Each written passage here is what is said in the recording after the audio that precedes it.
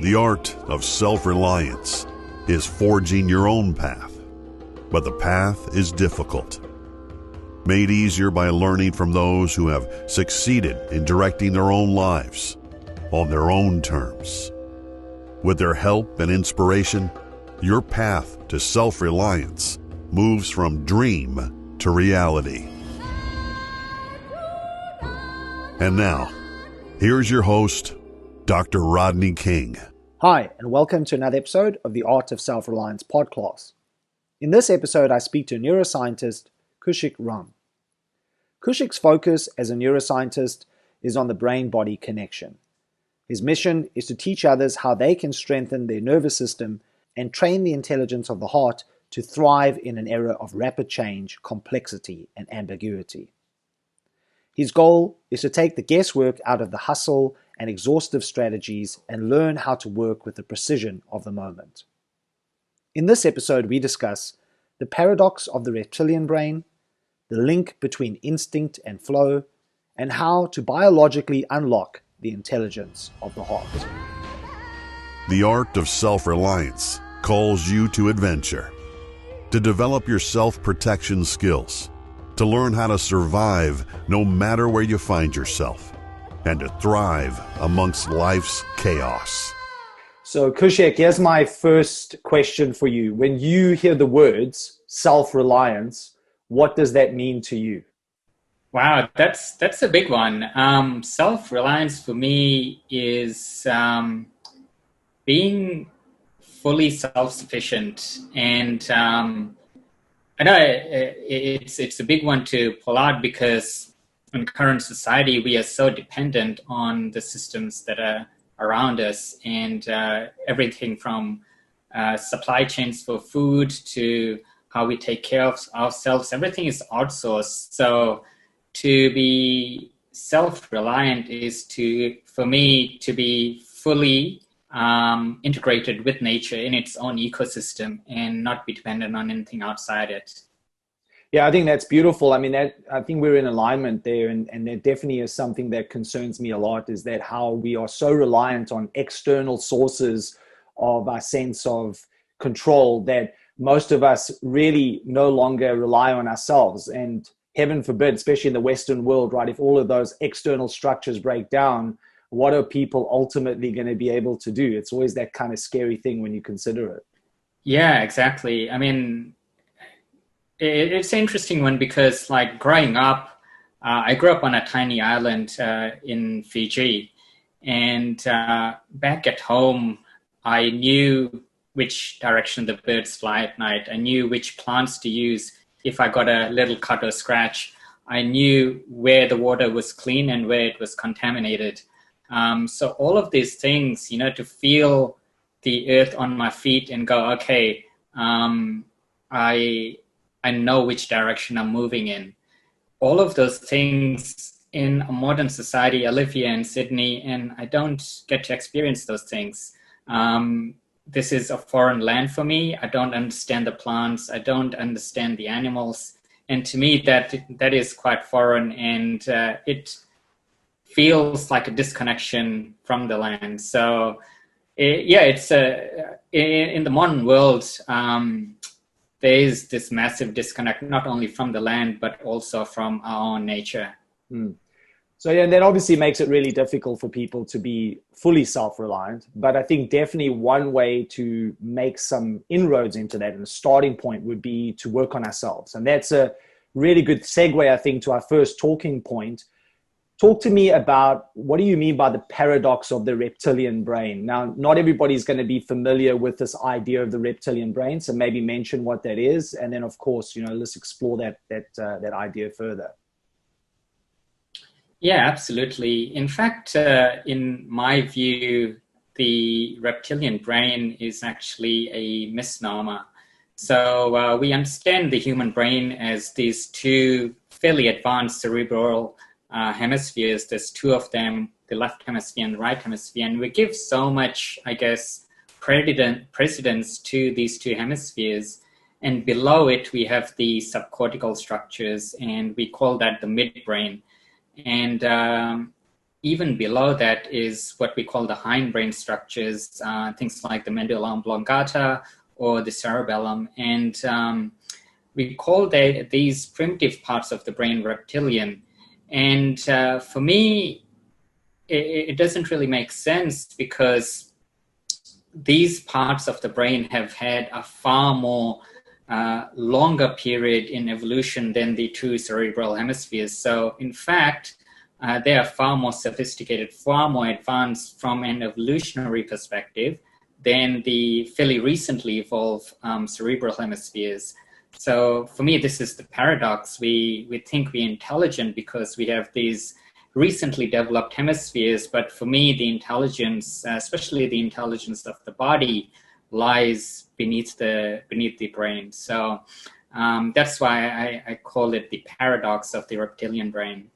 I think that's beautiful, and I really appreciate that you pointed that out. I think a lot of people, if they know anything about this idea of the reptilian brain, it's often viewed as something, as you noted, primitive and negative, right? It's something that we should be all afraid of. But I think what you're alluding to is actually the magic of self-reliance, or the magic of learning to manage yourself more effectively in life and deal with stress, is going to come down to how well you're actually able to manage that part of your brain, more so than the kind of the newer part of the brain that everybody talks about, where, you know, we're the rational creature and that's where our logic lives. Yeah, absolutely. So I do understand the bad rap that the so-called reptilian hindbrain or primitive brain gets, because I think it was in the 1970s when I think it was a psychologist called Joseph Ledoux. He came up with the hypothesis of the amygdala.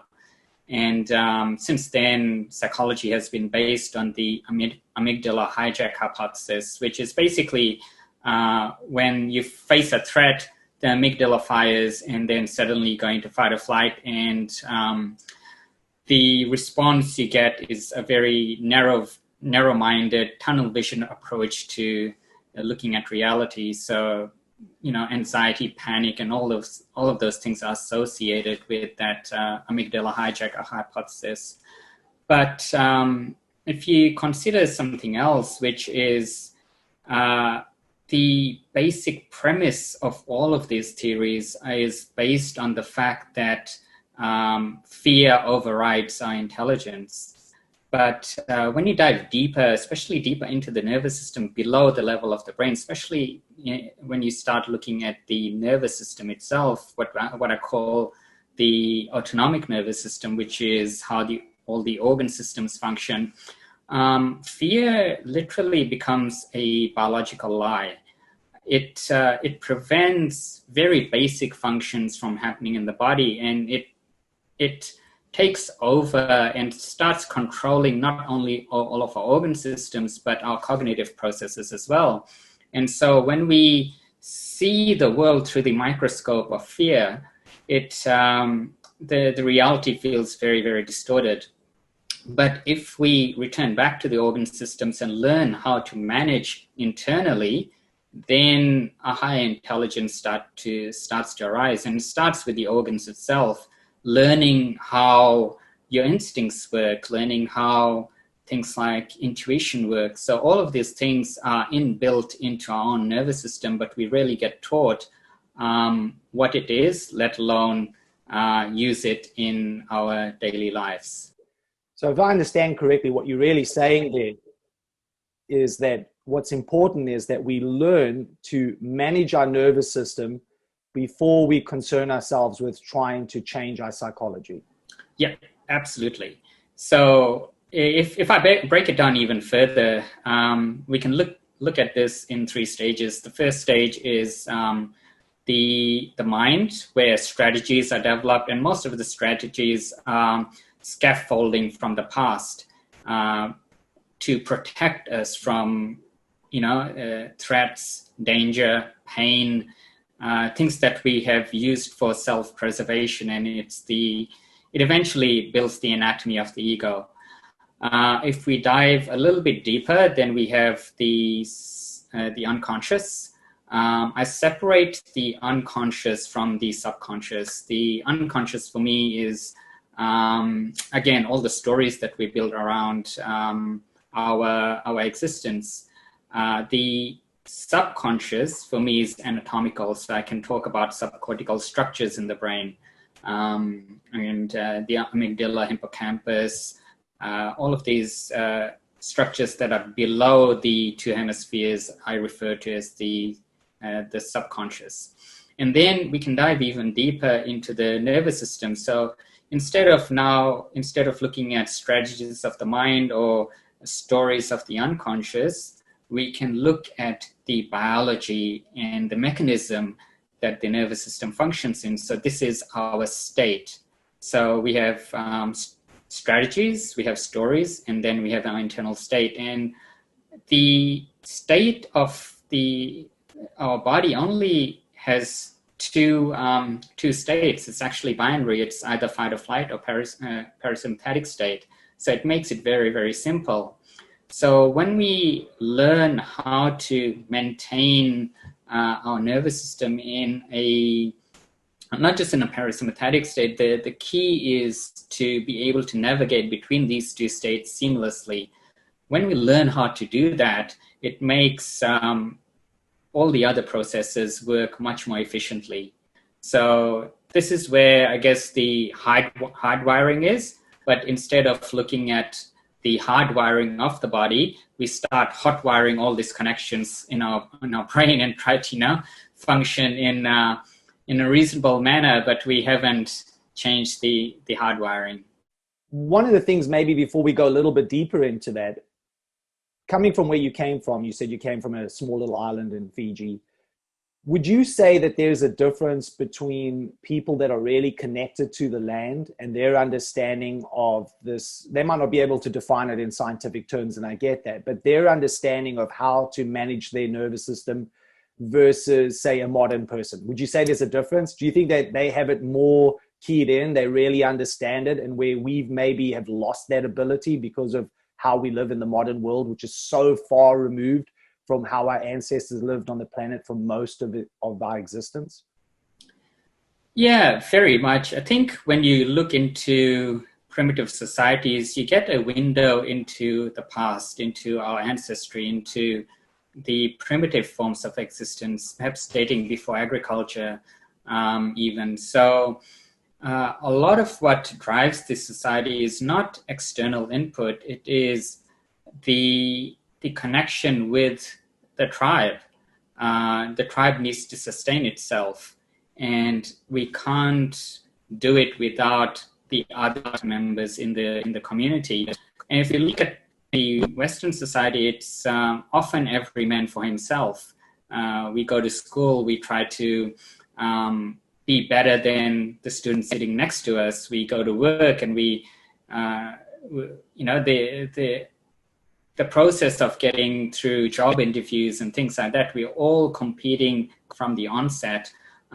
Even in Australia right now, even before a child is born, the parents have to find out which school the kid will be enrolled in and move to that suburb. And, it's like the kid hasn't even been born and you're already trying to design their life. So this isn't a holistic form or in any way an integrated form of living. When we live in harmony with ourselves and with the people around us, the relationship we have with the land is very, very different. And so in Western society, we have almost let that slide, and we started living in terms of the key metrics for success is very, very different. So wealth, relationship, status, all of these things are very isolating. And in societies where I have grown up, and I've also explored societies in Papua New Guinea. I've gone deep into the Amazon. I've gone into Africa. I think 6 different countries in Africa, and I've seen how they live, and they don't have for example, concept of land ownership. If, for example, a family has the head of the family die, that land then returns back to the earth. There is no ownership of it. And if another person walks over and goes, I can use this land, the village basically grants them that opportunity to make use of that land. So a lot of structures that have been developed in society today is very, very isolating. And I do feel that affects especially the emotional connection we have with ourselves, with the people around us, and with the environment itself. So coming back then to this idea of what we can do in the modern world to re-invoke that I guess the intelligence of the hardwired aspect of our being, right? That's really what you're talking about. And you mentioned the idea of the autonomic nervous system, the two components to that being the sympathetic, which is your fight and flight response, and then your parasympathetic, which is your homeostasis, your calming side. What are some of the ways that you are approaching getting people to regulate their nervous system more effectively? Because I think you can speak to this, I'm sure, but it's not just all negative, right? The fight and flight response, again, gets a whole bad rap. But in actual fact, we also need that in order to achieve the things that we need to achieve in life. So it's not just one for the other. But I would say, and you probably agree with this, unfortunately, the way that we live and the way that we interact with these unnatural stresses in our lives really creates this sympathetic overdominance that most people are struggling with. And so there is something to be said about getting that parasympathetic system back in alignment and at least balancing out, the way that most people are feeling, which is on a constant treadmill of anxiety. Yeah, you're absolutely right there, Rodney. So basically, when the fight or flight mechanism is on overdrive, if you look at the organ systems, they're not cooperating anymore. We have the metabolic rate that is risen above the baseline. A lot of the energy resources are going into the adrenals, into the thyroid to harvest energy from the body instead of rest and repair, which the body is normally doing. That energy is being diverted away, and so recovering from illnesses is a lot harder. Repair mechanisms, aging actually speeds up, and so the eloquent balance really is the ability to switch between fight or flight and the parasympathetic state seamlessly. So we can measure this scientifically, and the way we do this is through heart rate variability. So what you would want is to have high heart rate variability. The moment the heart rate rises because of some threat, you can experience that threat, but also when the threat passes, you want your heart rate to come back down. But because we don't get taught how to do this, the heart rate remains high. And if, for example, the threat has passed, because the heart rate remains high, it affects our mood. If it affects, perhaps even the whole day might go by and we may maintain a rapid heart rate. So the state in that case is predominantly fight or flight. If you have high heart rate variability, the heart rate rises because of a threat, and then the moment the threat subsides, your heart rate decelerates back to baseline, and that is what is optimal. And so this switching between states is what we don't get taught. We kind of shame the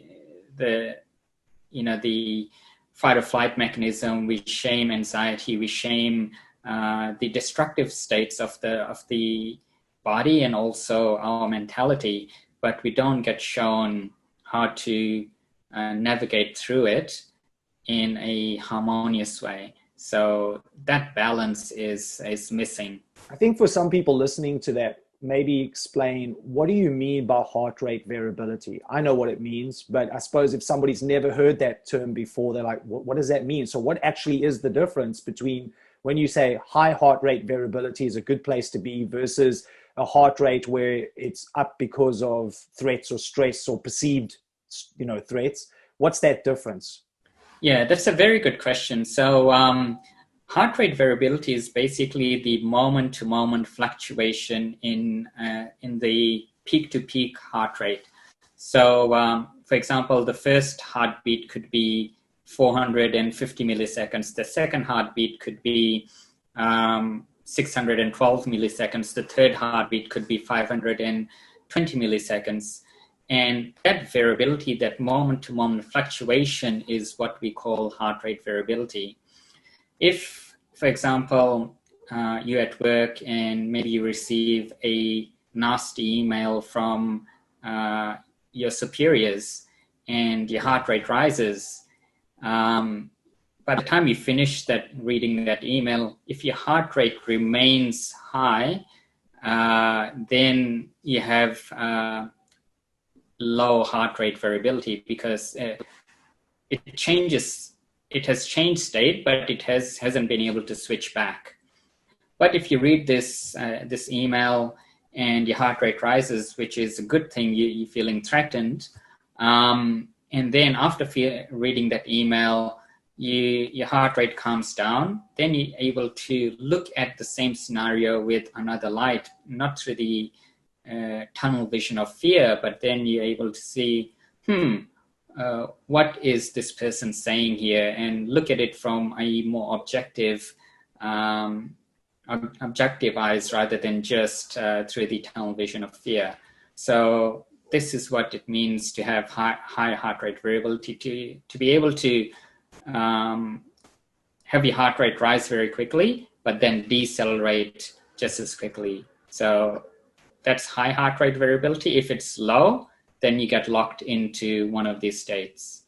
I mean, obviously it's not, I understand it's not 100% accurate. You're just giving as an example, you were saying about the milliseconds between the heart rates, right? Well, that's, I'm assuming, is the beat of the heart.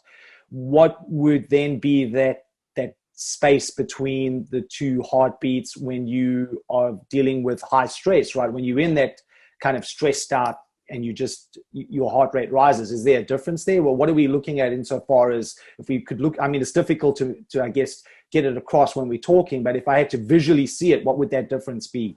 In terms of like the heart rate variability? Yeah, so how do we make that distinction, right? So we say, okay, when I'm faced with a stress, my heart rate's going to rise. How does that picture look different to when you say that you're actually in a high heart rate variability, which is actually where you want to be? Is there a difference in the pattern? If I was looking at it on a screen, how would I know the difference? Because I know, for example, and you might know about this, there's that organization called HeartMath, and they have the different ways of looking at your heart rate on a screen. How does that actually look? I think sometimes what I'm trying to say is that people get stressed out all the time. They don't even know that they're stressed out anymore. So they get so used to it because the body is so adaptable at dealing with these things that if you ask somebody sometimes like, hey, are you stressed out? They're, no, I'm not. I'm perfectly fine. Yeah. So there's a few things going on there as well. So if, and I know this is very common in society, that people who live in high stress environments think it's fairly normal to be in that state. Some people are quite excited all the time, and their nervous system basically is fried. But because that is familiar to them, they think that is normal. In terms of how this looks if we were measuring this in say an electrocardiogram, high heart rate variability is basically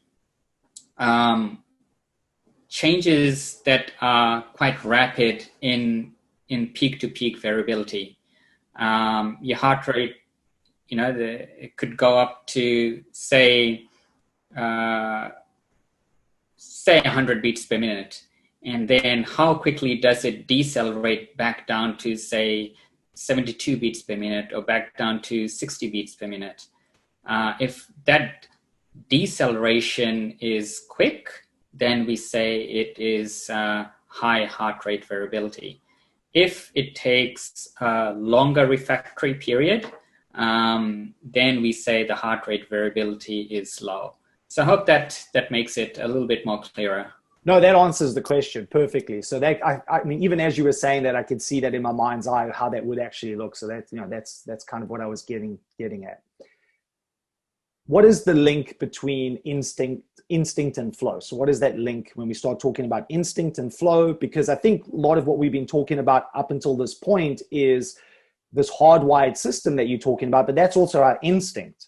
And if we manage that more effectively, we are more likely, and this is my experience, to experience more flow in our lives. Yeah, absolutely. So the traditional idea of flow actually comes from Mihaly Csikszentmihalyi, who's probably got around 200 different publications on this topic. But his idea of flow is the fact that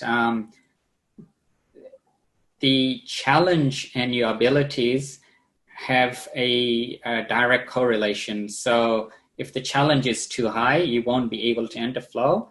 But if the challenge is too low, then there's not enough stress to engage instinct to enter flow.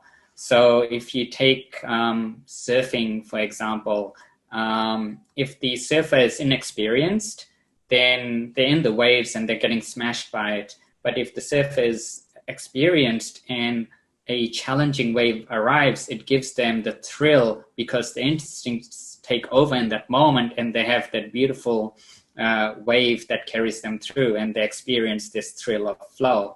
So flow, in my definition, is the visceral harmony that we experience in direct proportion to our connection to this moment. So in my view, it actually does not require any external input. We can enter flow by learning how to tap into our instincts without an external threat or an external stress. And this is quite different from what Mihaly Csikszentmihalyi might talk about. So the idea is that our instincts have been, I guess, hijacked to the point where we don't even know that we have them. And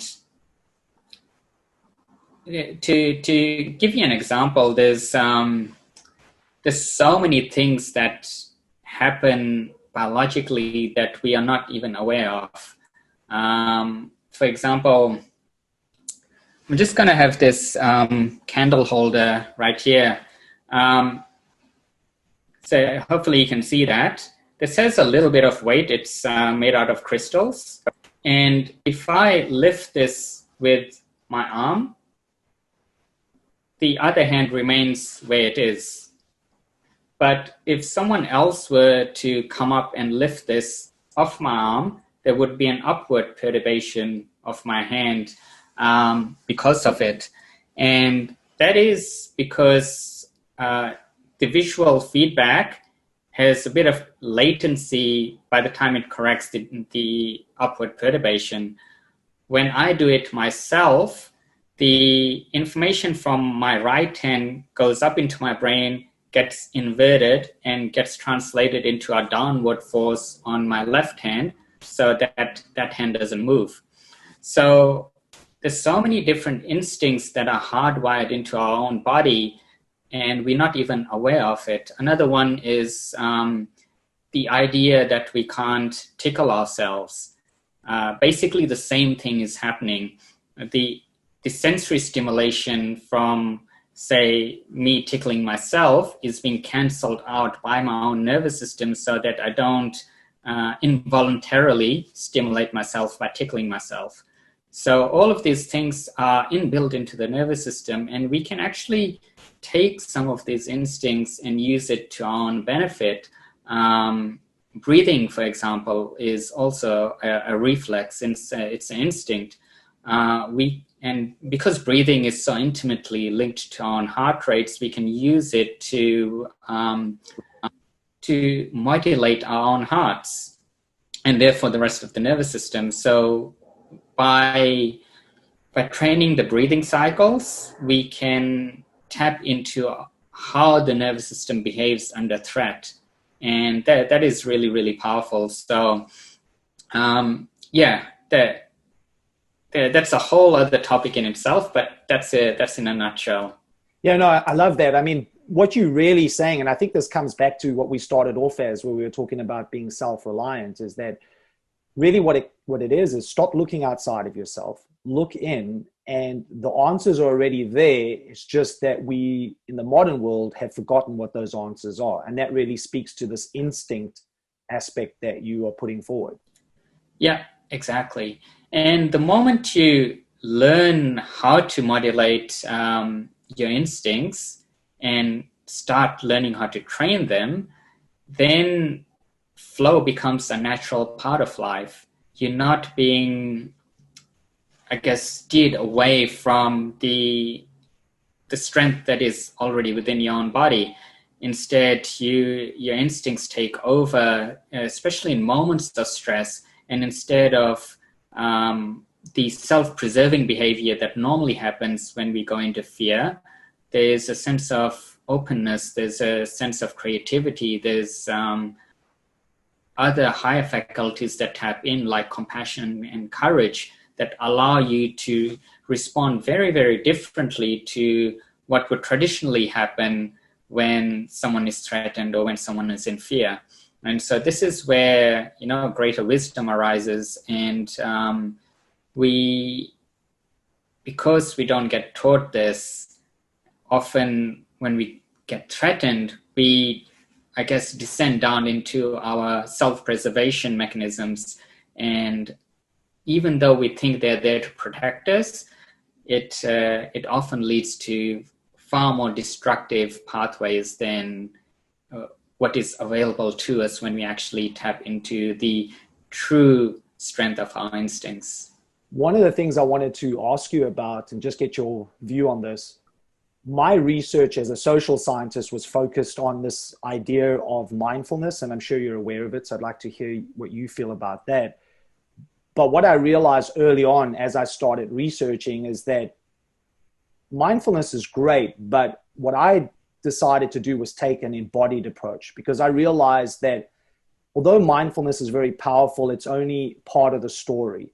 And really what you're talking about is very similar and in line with my work. Actually, this weekend I taught at a mindfulness get-together that happens on the Isle of Man, where I happen to be right now. And I really made the point in my practical sessions where I was using the body to teach them how to, quote unquote, manage their nervous system more effectively. And sure, mindfulness was a component of that in order to make them more aware of what was actually going on. But I really entered this whole process through the body and not just as a cognitive, thinking oriented approach. Yeah, you literally hit the nail on the head there, Rodney. It's I do believe mindfulness has its place, especially in terms of making us self-aware, becoming aware of our own thoughts. But that is only very surface level awareness.